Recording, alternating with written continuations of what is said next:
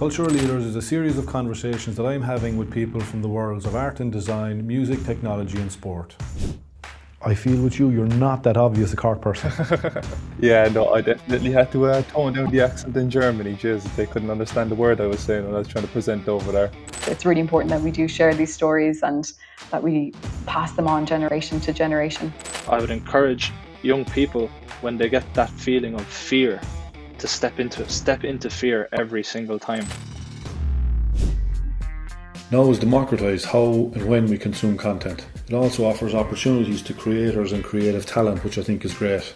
It's not just an entertainment platform, but I feel like it can also be an educational platform if you want it to be. The Now Sky Cinema membership is like a library.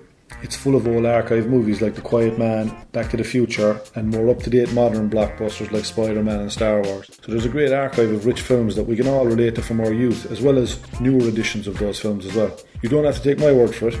You can sign up today for a free 7-day trial and explore the library of entertainment, action and education. Navigating school and college in Glounthaune, County Cork was tough for Con O'Brien. Graffiti was his outlet, allowing him to excel at something creative. He tells us more about how dyslexia, once an obstacle to his progress, became his biggest strength as a footwear designer for Puma, and how the world's top footballers trusted him to design their boots. Con, Yes. thanks for joining me. I wanted to speak to you as part of this series that we're doing called Cultural Leaders. I've been following your career for a number of years in the world of design. Cheers. And it's an unusual career in itself, I suppose, for an Irish guy. I think, we probably don't have too many references in Ireland for kind of young designers working at a high level. I'm also probably trying to shine a light on, what you do and how you do it for the student body out there in Ireland who are kind of at a loose end at the moment, a little bit of flux, a little bit of change, a little bit of kind of uncertainty regards their own schooling, their own education, their own career future and career possibilities and their kind of future pathways. So I think your story is compelling and interesting, and I think you can be a great reference point for these young people, second and third level students particularly. So I just wanted to start, Con, with Cork. Good place to start. A good place to start. I feel like, I mean, I know you a couple of years now. We've been working together on and off, and I feel like it's a very obvious thing to be a Cork person. Oh, surely, yeah, you won't miss it. Do you understand what I mean? Yeah, you'll be sure to hear about it. Yeah. I feel with you, you're not that obvious a Cork person. Well, I've been away a while, to be fair. Well, that's an interesting answer. Do you think it's the fact that you've travelled a lot since you've been young, or? Oh, I'd say definitely, yeah, because I left when I was maybe, I think 2021 or so. So yeah, I've been gone almost the bones of 10 years. Wow, yeah. You're all the Cork people I know. You know immediately they're from Cork. But with you, it's a little more subtle. Yeah, no, I definitely had to tone down the accent in Germany. Jeez, they couldn't understand the word I was saying when I was trying to present over there. I had to learn that the hard way for sure. I spent a bit of time living in Cork, in around the inner city there, and it's an accent it's an accent I have a good ear for. Yeah, you wouldn't miss it. Tell me, you're from outside the city towards East Cork, which is hurling country, I think. You're Glounthaune. Would you say that's hurling country more so than any other sport? Certainly, yeah, definitely hurling and football. What are your kind of memories coming up in that area regards the GA, hurling, football and sport in general? Yeah, I played for quite a while at Erin's Own. I can't remember what age I played up until now. But yeah, it was great crack. I was definitely probably more drawn to football than I was hurling, because as someone who's into sketching, you need your hands quite a lot. And after too many days on a cold evening in the rain, getting slapped in the back of a hand with a hurl, I thought I'll put the focus on football mainly here, maybe. So from a younger age, we'll say, at what stage did you find your design mind was kind of kicking in and taking you kind of on a different path away from the sports? Like, at what age was that where you figured your hands were going to be important to you and they could get damaged hurling? Yes, yeah, it wasn't that early, to be fair. It was quite late that I figured that I really wanted to push down that route as a potential career. I didn't think it would be possible, to be honest, to be able to sketch and draw as a job. So I was still taking sports very seriously, which I think, yeah, is quite common for sure in a more rural area. You give a lot of years to it, and I'd say it was only when I was 17, 18 when I was really pushing both, probably at the most at the same time, both sports and drawing and painting, etc. And yeah, it was kind of that stage when I realized I got a few knocks that put me out of projects that I thought, okay, I need to make a decision here. Tis one or the other. Yeah, you make an interesting point. You raise a point that's kind of central to the few chats that I'm having over the next few weeks with various young kind of cultural leaders, as I see people like you. And one of the kind of central parts of the conversations is around kind of career and education, and like what the prospects look like today for current second and third level students in terms of careers and education and their future. You mentioned there, like, you didn't think that sketching and drawing and design was a possible career. Why did you think that way, do you think? Well, there's not really much mention of of a lot of sorry, there's not really much of a mention of a lot of people really doing it at the time when I was going for it. I didn't know. I thought, okay, maybe the creative, if I do a graphic design course, I'll probably work in a printer's office somewhere. I thought that was the end route. I didn't really hear of anything, a bit flashy, a bit more funky, a bit more, handmade, and you can actually put your own style onto things. I had never really heard of those jobs, even for example, the job I ended up going for designing boots. I never even thought how boots were made. I never even thought of the people or the teams that were actually, sketching and designing, or how the process was. Yeah, I get you. And a part of the importance, I think, of these chats as well is the fact that people like you can become the reference. Like, it sounds like you didn't have a reference point either back then. No, certainly not. You didn't have that person in the culture to look at and say, maybe, geez, that's what I want to do, or maybe I could do that too. I think you are one of those people now, and I think these conversations, will shine a light maybe on what you're doing, and maybe open more pathways and open more mindsets as well, in terms of the young people looking at you to say, that's what I'd like to be, or that's who I'd like to be like. In terms of, you just mentioned there about like the gear and the kits, and I think everything in sport is designed, from the pitches to the equipment to the gear to the football to the stands to the stadiums. Their design and sport are really interlinked. Do you now, looking back, you have any memories now looking back of a piece of kit, a pair of boots, a piece of equipment, a stadium, a tracksuit, anything at all that you now look back on and think, oh yeah, that captured me, I remember that now, actually, that stayed with me, that memory of that piece, be it a football or a boot or a sock or a jersey? There's definitely one, and it's quite a funny one. In fact, it was actually a pair of these Puma boots that I had that had this all over grass camel pattern. I'm not sure if you remember them. And yeah, all of the lads when we were playing used to always, be going at me saying, "Oh, well, you've no boots on the pitch," And every game we had, every time I fucking wore them. And sure enough, when I was fascinated with them, like, because it was the first time I saw, usually boots were all black or all white, or pretty basic. So it's the first time, I'd seen this mad, wacky camo graphic. And funny enough, when I got the Puma, I managed to convince them the 10-year anniversary of that boot was coming up, and I managed to convince them that it was to launch a remake of it, and I actually got to work then on the remake. Was one of my first projects over there. That's when you're in the right place and the right career, and doing what you're meant to be doing with your life. I think that's a real gift to have a moment like that so early in your career. It was a fantastic feeling for sure. At what stage, or what year, what era was that back then? You're early 30s. What years are you talking about there, where that boot came on the market, you started wearing it, and it became a conversation piece amongst your teammates? What kind of year are we talking about? It's a good question. I think I probably would have been about 15, maybe. I think, because boots were always mad popular amongst the team, like especially in the soccer clubs.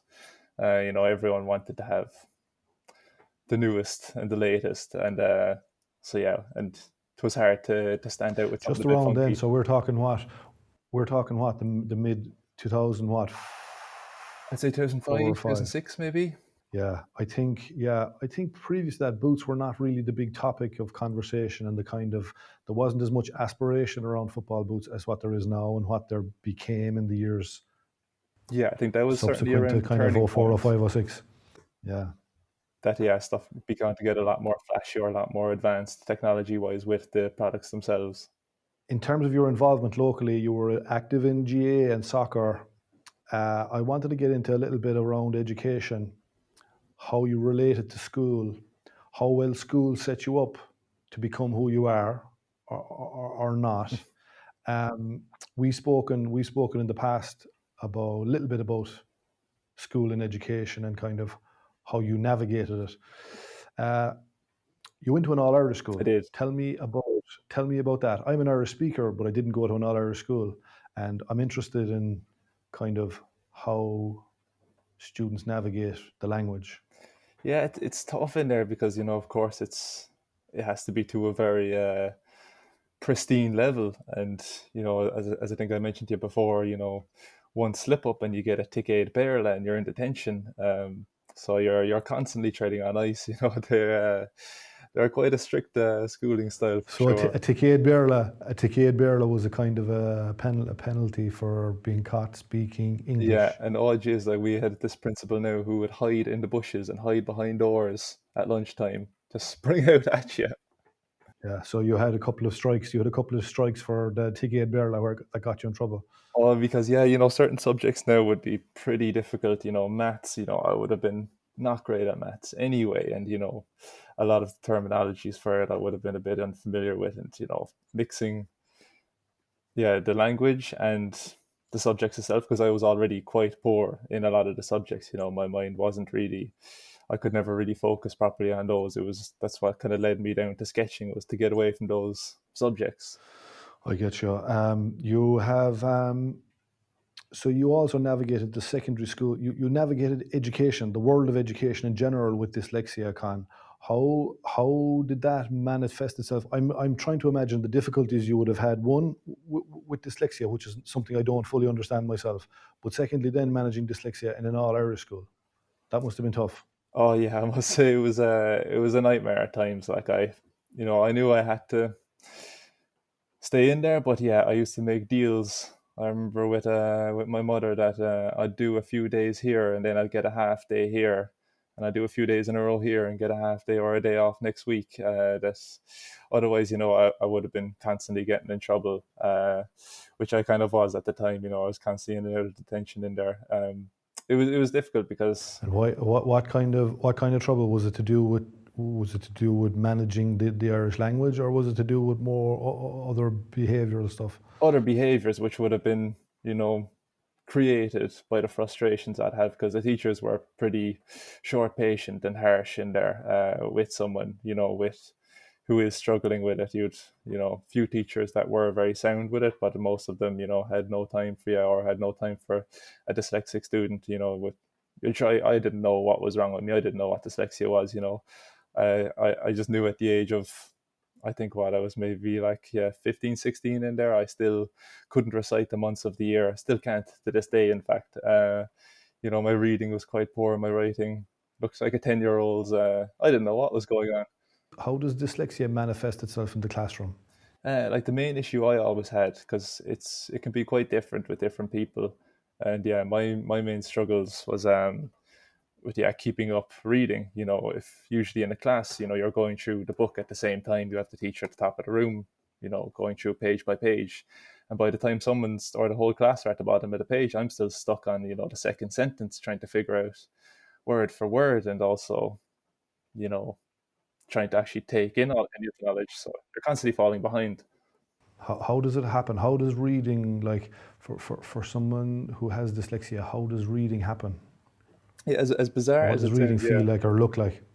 When I'd be reading a page, if there's no image or large space to break up the paragraphs, it's, as silly as it sounds, it looks there's just all of the spaces between all of the words just disappears, and all of the letters are just almost just slowly merging together, and you can't decipher which word breaks and which one starts, and I can't figure out how to get from the end of one sentence and figure out where I was at the bottom of the next. Each letter is almost just like a shape rather than a letter, if you know what I mean, if that makes sense. Yeah. I think back then it must have been more difficult than it is now. I don't know, but I sense that there is more of an understanding and a kind of a patience for dyslexia today in the education system than there might have been back then. There might have been more of and no fault of any teacher or school.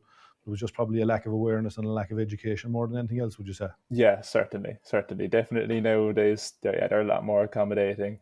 Like, you've some schools that will offer to have someone sit down with you during the leaving cert. Like, I had that option, which was fantastic to have. If someone's sitting there who can read out all of the questions for you, or some people, if they're very slow at writing, you have the option of having someone sit next to you and you can tell them the answers and they can help you write it down.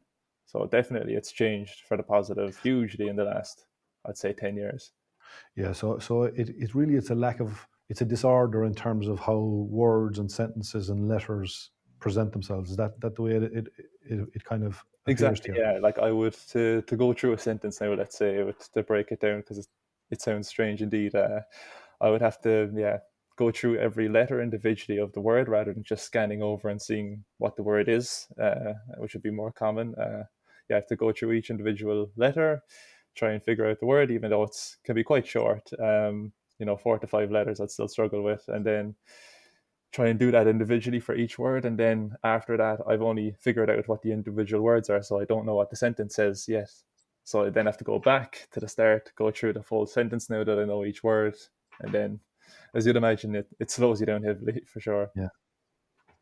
Difficult and frustrating. Do you find that there are upsides, Con, to this type of neurodiversity in terms of the condition?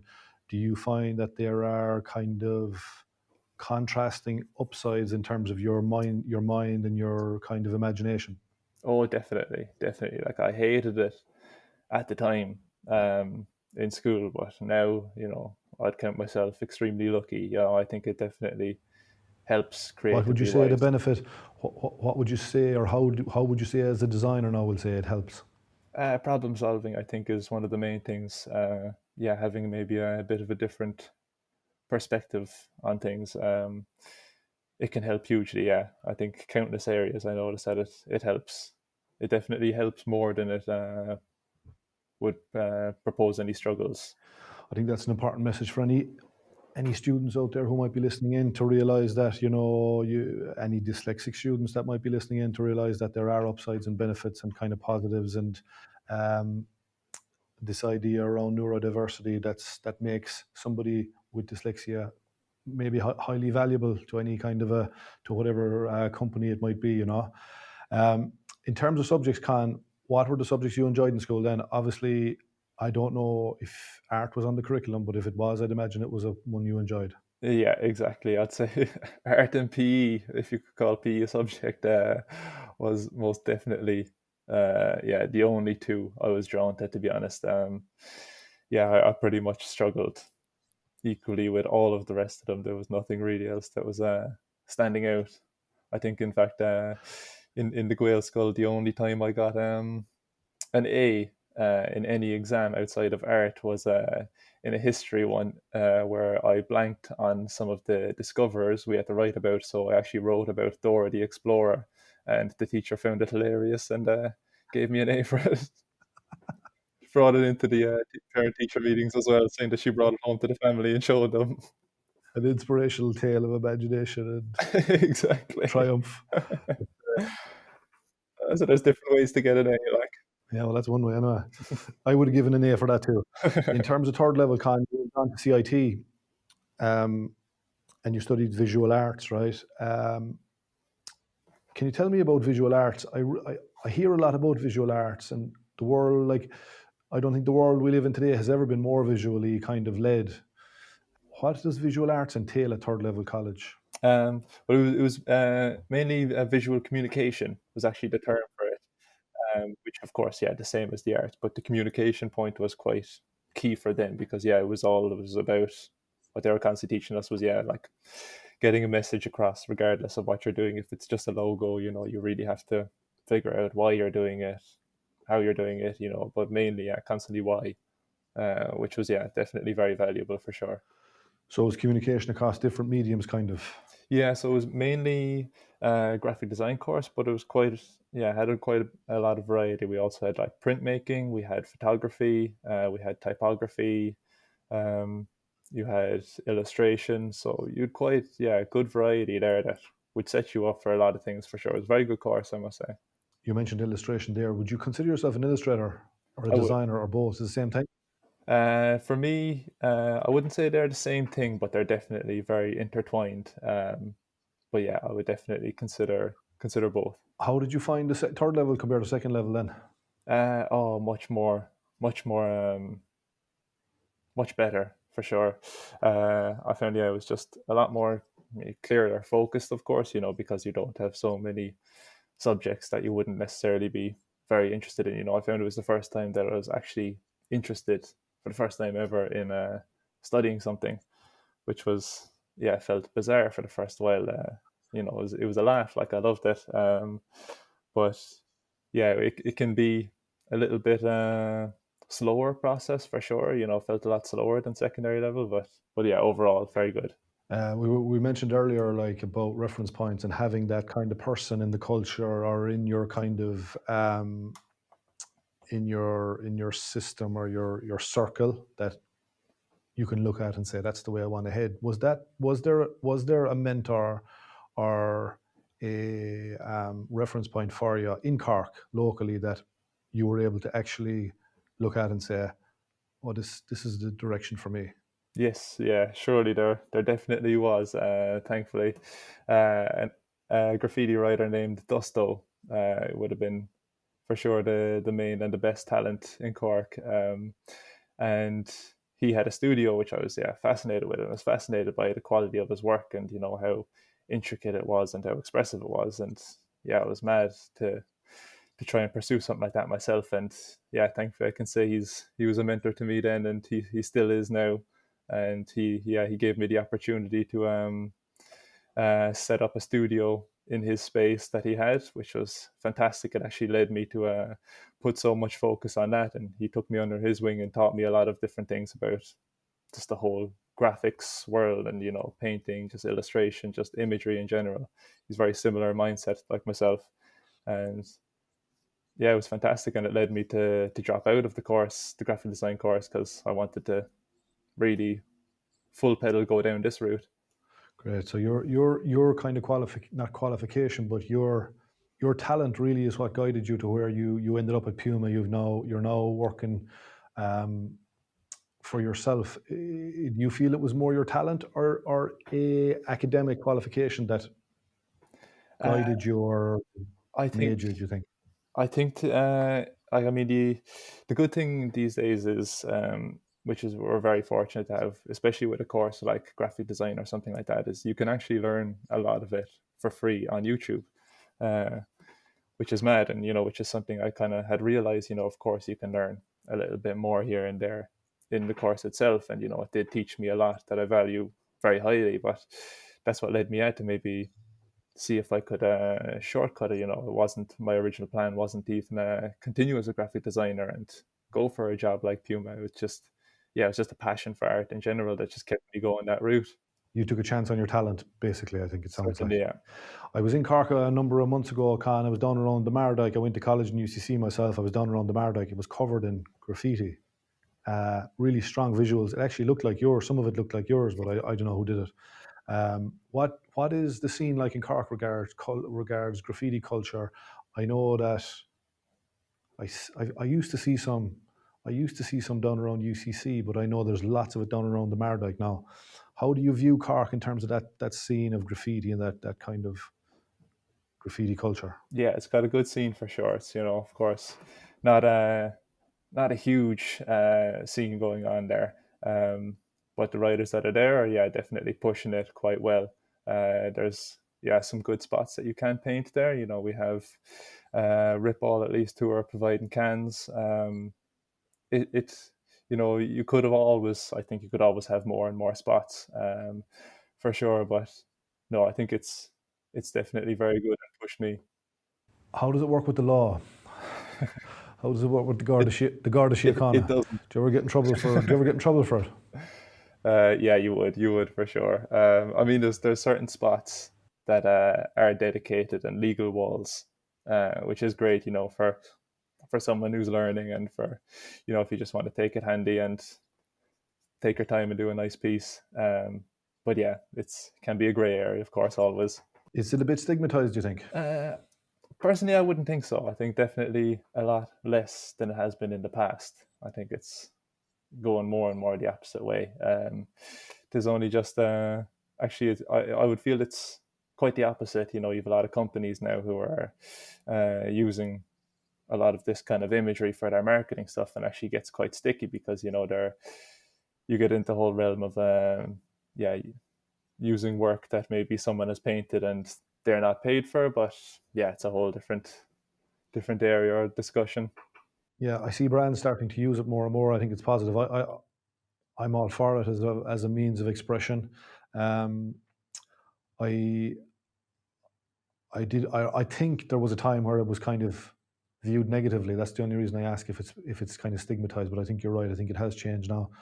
So, Con, in terms of the CV application or the application to Puma, what does it look like? Because I imagine it looks like, because I imagine for that kind of creative role and your kind of mindset and your abilities, the CV and the application would have looked different to what maybe a more conventional CV might look like. What goes into it? Yeah, certainly, especially where my head was at the time. I was so focused on the work and the portfolio. The CV is not something I'd really consider too much. As you said, my idea was that this huge Word document which wouldn't have really suited me at all. So, to be honest, I left it almost embarrassingly bare to a point where they had called me up during the interview and asked me, like, "Oh, Con, what's the deal with your education here? You've left it blank." And I told them I just thought I had to chance it because I dropped out of college, and told them, in Ireland it's different. You've only to do 2 years mandatory, and the other 2 years are optional. And I thought these lads won't ring up CIT and find my name, and sure enough, they didn't, and it worked. It sounds like a lie, Con, but we won't call you up on it now. It's not a lie when it works. I told my boss, all right, about 6 months after I officially secured and got the contract, that it was all a lie. He was snapping, but there was nothing he could do about it then. That's great. It sounds to me like a form of leadership. Actually, it sounds to me like a type of leadership, a type of entrepreneurial streak that's in you. A lot of entrepreneur types do that. It's almost like fake it till you make it. Almost, Exactly. You take a chance. Look. I know. Once I get in there, I'll be good enough. And all I need to do is get in there. That's a kind of an entrepreneur trait, and the kind of trait of a good leader as well. That you might just, not tell lies, but you're aware. Maybe you're aware of where the holes are and how you might try and navigate the obstacles. Exactly. Yeah, you got a chance a little. So, what part does language play in the process, Con? What part does language play in your work? It's tricky for sure, especially in my role there. I was constantly working with people from all over the world. Just inside the building itself, your own team. We had people from France, Spain. We were constantly over and back to Vietnam with the factories. Of course, I couldn't speak Vietnamese. I was still struggling with the German language. So you're constantly dealing with different languages on a daily basis, but you just have to try and get used to it and speak slow and clear and get the job done. Not Cork. Yeah. That's where you lost the Cork accent. Yeah. Here, tell me about the design process then. What was it like on a day-to-day basis? You start. So tell me about the start. When you they asked you for a face-to-face phone call and offered you a position, am I right? Mm-hmm. They flew me out then to Germany to have a face-to-face interview with them in the headquarters. How did that go? Thankfully, that went very smooth. Well, although I had one little hiccup, right? I thought they were really testing me. Where in Germany, it's very common to have sparkled water instead of still. And I don't know about you, but I can't stand sparkling water. So I had a big gulp while I was all nervous halfway through the thing, and realized mid-gulp that I'd been spiked with sparkling water. Yeah. Tell me the day-to-day, Con, what was the job like? What was the job spec like day-to-day? Tell me about the design process. So you get in there, what's your category? What's your position? What's your product category? And what's the What's the design? What does the design process begin to look like? Yeah, so I was the graphic designer for the working in team sports. So it was basically all of their sports, which included soccer, rugby, cricket, hockey. Yeah, you had quite a wide variety. But of course, the main focus was the football boots. And so what I worked on was the graphics for all of them, and mainly, which was the best crack about it was the special editions and the player packs, and getting to work with the players themselves. So you would have had a dialogue. So with regard to these player packs, you would have had a dialogue directly with the particular player. What names are we talking about? That was good crack. Now I must say. So one of the main fellas I was working with was Antoine Griezmann. But of course, as well, it was with their entire roster. It was like the likes of Aguero, Balotelli, Giroud, Royce. We got to work quite closely as well with Henry, which was very cool for me because I was an Arsenal fan back in the days. That's great. How does that work, Con? How do those conversations go? Say with someone like Griezmann, what kind of an input did he have in the boot? Quite a lot. You'd be surprised. It would vary from player to player. Some of them mightn't really be too pushed, or might be a bit more laid back with what they want. For example, Royce was a bit more quiet guy and didn't want too much flash. Whereas Griezmann, he'd be asking for all kinds of things. I remember he had asked me in his gaff when we were over there. It was just myself and himself standing in the hallway, and he kind of looked around. He's like, "Can you make my studs light up when I score?" And I was like, "What?" I was like, "Well, if you think about it, like kids' shoes light up when they stamp." So I was like, "You know what?" I was just going to say, my little girl is a pair of Wellingtons that light up. Technically we could maybe, but you'd be surprised. Some of them have pretty wacky ideas, but some of them will just let me lead their design. Yeah, I'd imagine that collaboration, that's a collaborative kind of conversation. So over and back, he's asking for X, you're telling him Y, and you're trying to please him as best you can, basically, is it? Oh, it's kind of tennis going back and forth, what I used to try and do for some of them is have them fill out a questionnaire of, their favorite moment playing football, so I can have some story elements added into their graphic, or, it's a bit more layers than just, okay, what's your favorite color? What's your favorite shape? Would really try and get to know their personality, because that would help me a lot in figuring out what to actually make for them. I'd like to go into a lot of detail with them. Yeah, and it was your design sensibility in terms of like you would add a print, color, story, whatever it might have been. That was your graffiti instinct would kick in as well then, and their story and your design mind would meet, right? Oh, it helped for sure, because what was great about what I learned with graph was to not be too precious about my work. If someone doesn't like the idea, or it's scrapped, it's straight away, okay, on to the next one, forget about it. Whereas a lot of other designers can take that quite personally and dwell on it, and that'll affect your next work. And it also teaches to be quite good in freestyling. For example, with Griezmann for his boot, I would go to meet him and we'd sit down together and sketch, which was really good process, but you have to be quick and on your toes and ready to sketch whatever the hell comes out of his mouth, so it was definitely kept me on my toes, but Graph helped for sure with that. He was quite involved. So in terms of the company in general, Con, the Puma company, of course, I never wore Puma boots, but I do love the brand. I think it's an important brand, and it's a brand that more and more, I think, people begin to look to the brands rather than the individuals for maybe inspiration and aspiration. But someone like Maradona died not long ago. We were all probably inspired by Maradona growing up. Tell me how visible or evident, or how much part of the Puma culture today was he? Say when he died within the HQ, is he still a big part of the company? Oh yeah, huge part. All of the past legends who's been with them, they'll all have murals inside the buildings. They'll be in the showrooms, plastered across every giant wall. Huge deal to them. And they would have come out. Maradona had come out to the headquarters. There's a little place out in the plaza where all of the the main legends have their handprints and their shoes prints in the cement. So he's been there. Unfortunately, that was before my time there, but he's a big deal to them. I remember you telling me at one point that you actually created the mural in the head office, the Maradona mural on some floor in the head office.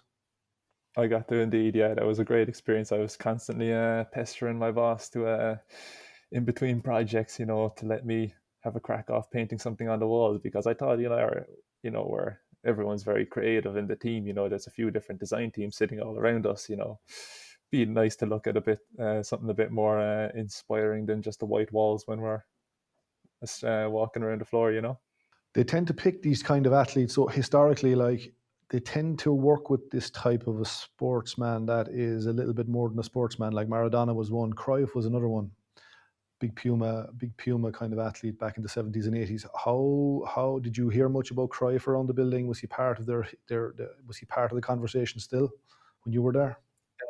Yes, certainly. They had actually because he had a very, I think, famous story where he had I don't know, was it when he was playing with the national team or something, and it was an Adidas jersey, and out of his loyalty, or either that or out of his loyalty or his dislike to Adidas, he ripped off one of the stripes on the Adidas jersey, so it wasn't the three stripes, Well, which of course everybody in Puma went that went wild down for, well. and That went down still well to at this day. Puma. Yeah, he was like that. That went down well at Puma, I'm sure. Con, there's actually a documentary coming up soon, I think, on Amazon. I'm not sure if it's Amazon or Netflix, but David Beckham is about to release a documentary about the whole Puma Adidas rivalry. So they were brothers. Adi Dassler and Rudy Dassler. Was that part of the consciousness in the company at the time, the rivalry? So there's a huge rivalry, competitive rivalry between the big sportswear brands, Nike, Adidas, and Puma. How competitive was it in HQ in terms of how you worked and how you performed? Like, were you treated almost as athletes and competitors as well? Oh, hugely, hugely. Like, the funny thing is from my office in Puma, I could see the Adidas headquarters. It was maybe a 2 to 3 minutes right across the road. Like, they're from the same little rural area. It's like the headquarters. Both of them they're out in the sticks over there. But that's where the original Dassler family were from. And even to a point where getting the bus home, all of the staff from both Adidas and Puma are on the same bus. So you could actually hear some of the interns, because they wouldn't be, clued into how secretive you have to be with the work, yapping on about their projects. And it happened a lot of times where, you could catch wind of what they're working on, and you can, let your team know if, okay, they're working on this, we're working on something similar. Let's release ours quicker so it doesn't look like we copied them, or, so, like, there was always stigma as well of, being like, oh, your man's good buddies with the designer and Adidas, they're always spending time together, and your boss would be like, oh, is he in your house? Make sure your laptop is closed and all that stuff. It's quite competitive for sure. It's very competitive, and it's still competitive. I think it always will be. But like, that's a fascinating insight into actually the realities of how competitive it is. Nowadays, Con, I feel like your kind of workplace in this culture, in this moment that we're in of the loss of the workplace and the work from home and people being in a kind of a state of transience, your workplace, it feels like, is almost the outdoors in a way. Is that Yes. a fair point? Yeah, certainly. It's constantly changing, for sure, between different commission paintings and working in the studio and working on the rugs or working on the laptop here at home. Yeah, it's constantly a nice variety. You mentioned earlier, Con, and we're about to wrap it up now. You mentioned earlier about, I think it was Dusto, was your Yes. mentor and became your reference point eventually. I think, and we're hoping through these series of conversations that we start to create more reference points. I think you can become one. Do you think that brands like Puma are the reference points almost anymore, rather than an individual? Do you think that young people today talk about streetwear and street art? Do you think that the brands are almost replacing individuals as inspirations for people in terms of careers and lifestyles? I would hope not. I would certainly hope not, because again, at the end of the day, these brands are only so great because of the people working at them, especially when it comes down to products and the designers that make them. I know from my point of view, it was always driven towards the work itself rather than the reputation of the brand. But Yeah, I suppose it varies from person to person of what you're inspired by, but yeah, I would certainly hope that it remains the people and not the brand. Have you ever? I'm surprised you've never done a piece. You've never done a Tikade Berla piece on a wall somewhere in Cork. You should do that on the school. I'm telling you now, you should do that on the school of the wall, on the wall of the school. I tell you, I could rewrite the whole Rialach na Scola off by heart. I write them so many times. Yeah, there's probably a space. I'm sure there's a space around the school that they donate to you or gift to you to create a disaster, inspire the student body. But I mean, look, it's clear though that at the same time, school was an important time for you. Secondary school was an important and a good space for you as well. You know, let's be let's be honest. Like secondary school, no matter the experience, is still an important place and an important guide and an important time, right? Oh, certainly. It also, where I lacked in, the subjects and stuff, you definitely pick up a lot of other traits. I became a lot better communicator probably because you have to figure out different ways around different things. I became a lot better, problem solver because again, trying to work around different ways that weren't working for me, finding different routes. Maybe you could say you become more of a chancer, but I think that definitely adds into something a lot bigger down the line. Con, last question. Where do you think you learned the most? At secondary school, in third level, or at Puma? It's a tricky one because, I learned so many different things across all three. But I would say overall, I've probably learned most at Puma because it was so intense. You were constantly go, go, go. Like it's a very intense place to work. But yeah, it was fantastic. I definitely probably learned more after I left than ever I was there. Having the time to look back at it because it was so intense, you could never take your head up and realize what was going on. Yeah, no, I figured that might be the answer. That Puma might have been the place you learned the most because I feel like the Pumas and the Nikes and the Adidas and the Patagonias, the North Faces are becoming the new schools and the new universities almost. They're like the new teachers and educators as brands, and that was the reason I wondered maybe how much or what you had learned at Puma. I think you're on your way to becoming an educator and a teacher yourself, Con, in many ways.